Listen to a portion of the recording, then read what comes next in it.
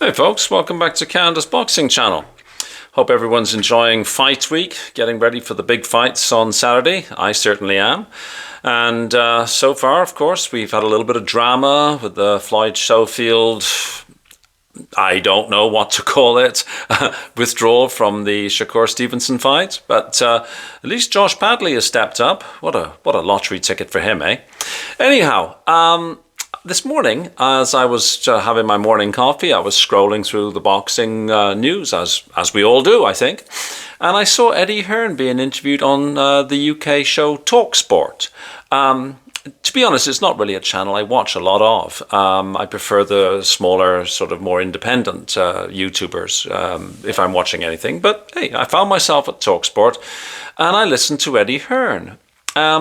He covered a few different things. He spoke, of course, about Anthony Joshua, who is the jewel in the Matchroom Boxing crown, even though I think we'd all agree a somewhat tarnished jewel. He reiterated things we've heard before. He said that, excuse me, AJ wants a world title. If you were to ask AJ, do you want to fight anybody or fight for a world title, AJ would always say fight for a world title. And he was saying how much AJ gets to choose who he fights. You know, he was sort of downplaying, if you like, his own role. He said that, you know, reiterating that AJ's the boss. He said that if he didn't have a chance to fight Fury, he would fight the winner of Dubois and Parker, which again was struck me as a little bit odd, because I'm not sure if he actually qualifies to take on the winner of Dubois and Parker. I mean, one would have thought that the winner of Dubois and Parker would have been in line for a shot at Alexander Usyk for another undisputed heavyweight title fight. Though Hearn has said that AJ remains the biggest draw in the heavyweight division, which, I mean, as living this side of the Atlantic, I mean, North American side of the Atlantic, I'm not sure if that's true. I understand that he's still immensely popular worldwide, and especially so in Britain, but I wouldn't have thought he was certainly, maybe for a casual audience, yes, he's got that name recognition. He's very telegenic, and he's an established sort of, you know, icon of the British sporting scene. But for me, I wouldn't have thought he was the biggest draw, absent a belt and at the tail end of his career. I'm not being dismissive of him. I can't say I'm an AJ fan, but I certainly like AJ. I don't have anything negative to say, really, but I wouldn't have thought he was the biggest draw.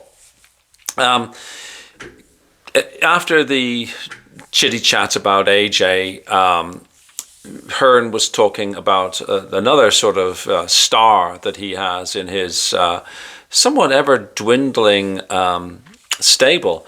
He was talking about Conor Benn. But before I get to Conor Benn, one of the things I did notice is that several times throughout this interview, Eddie Hearn was saying, well, that's up to Frank, that's up to Frank, which of course was a tacit admission that his stable particularly of heavyweights is not what it once was. But with respect to Conor Benn, a person who I have I won't say, I can't say as I dislike him. Of course, I've never met the kid. He seems to be sort of very fake, if you ask me. You know, privately educated in Spain and whatnot. Not that I don't hold that against him, but then of course he comes across as some sort of gangster type. Some sort of fake accent. It seems like he's playing a role, like a caricature. But anyhow, I mean, I've heard other people say online that he's apparently a very likable person. His public persona does not really suggest that, but of course, in private, he might be a very nice fellow. I don't know. But he being Eddie Hearn, was saying that Conor Benn was training like a man possessed. and he was much better than Eubank. He did acknowledge that because Conor Benn is coming up in weight to match with Eubank, that this would be, a little bit closer. But if it was if everything was even, he thinks that Conor Benn is much better than Eubank Jr. I'm not sure about this coming up in weight and going down in weight and rehydration clauses. I think that potentially that's actually really bad for Eubank Jr. But we can talk about that nearer the time. I mean, they're not fighting until, is it April the 26th? I might have that wrong. And if so, please correct me in the comments section.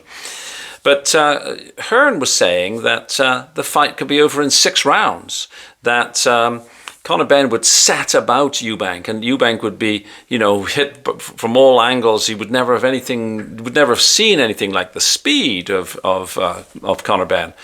So that remains to be seen. Certainly, I think it's fair to say that Conor Benn hasn't displayed the power that he had when he was on a diet that was mostly dairy, shall we say, a lot of eggs in his for his breakfast, lunch, and dinner. He doesn't seem to have the potency that he has now that he's developed some sort of lacto intolerance, shall we say. And of course, will he carry the weight at the higher level? I don't know, but we shall see. And the other thing, and it's the title of this video, is he was speaking about Moses Itauma, and he said, and I actually wrote it down to make sure that I, was hearing properly, because it's sort of half listening. I have to confess, and I think you possibly already know this, is that when I listen to Eddie Hearn and Frank Warren talk, there's lots of wah wah wah wah wah wah wah wah wah wah, and I do tune out a little bit because I don't enjoy listening to either of them, especially Frank. Actually, I think Frank's sort of really grates on me, but Hearn also does. But I picked up my ears because when he was talking about Moses Itauma, he said, and I'm going to quote, "Ain't fought anyone with a pulse yet," which I'm not actually going to disagree with. I thought it was a little bit disrespectful to those fighters he has fought. But I was surprised that Eddie Hearn would speak so candidly.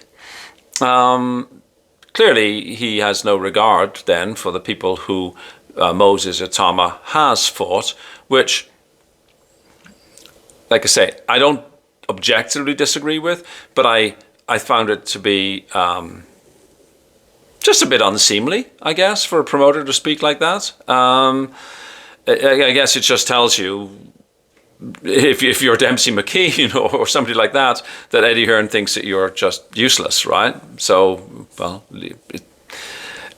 I don't know. I leave it up to you to sort of assess what that, what Hearn really, whether it was appropriate or not. But what surprised me was how candid he was.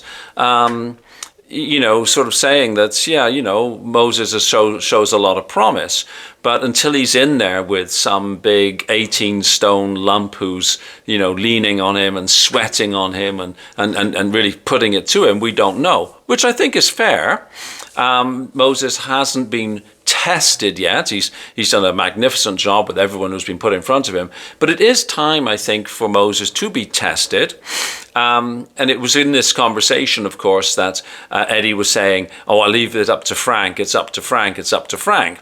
Because when the interviewer, and I must confess, I don't know who the interviewers were. Like I say, I'm not a big Talksport watcher.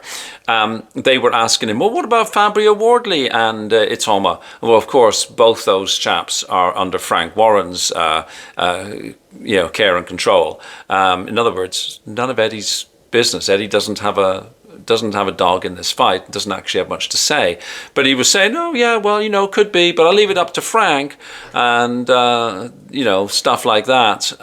So interesting. There's a few little nuggets in there, and I thought I'd sort of see what you all say about it and what you think about this. But again, it did underline for me something we've talked about on this channel before, that Matchroom Boxing is not over blessed with a stable of top rank fighters, particularly at the heavyweight division. So that's my thinking, my observations, my sort of rambling thoughts. Please let me know what you think. Please like the video. Apparently YouTube does count such things. I've been looking at analytics recently, and apparently, yes, they are counted. So I'm not sure what you get. If you get lots, you get a prize, or you get a little badge or something. I haven't really dived into that, but please like, please comment. The comments, the discussions are always good. And if you've got friends who are boxing fans, maybe mention this channel to them or share the video so that we can grow our small community here. That would be great. Anyways, most importantly, wherever you are, have a fabulous day, and I'll see you later on. Cheers. Bye-bye.